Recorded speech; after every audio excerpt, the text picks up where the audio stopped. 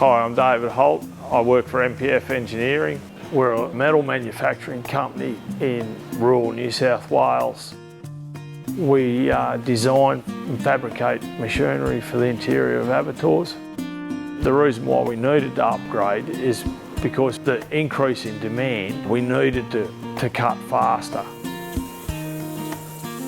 With the Mach 500, the cut quality and the cut speed is phenomenal. Like it cuts down on labour time, like labour costs a lot by not having to clean those parts up. Accuracy is important, and now with the dynamic cut on the Mach 500, it's perfectly parallel. The corners are nearly sharp enough to cut yourself on. The speed at which you can cut, like that, they quoted 30% increase in speed, but I think it's closer to 40.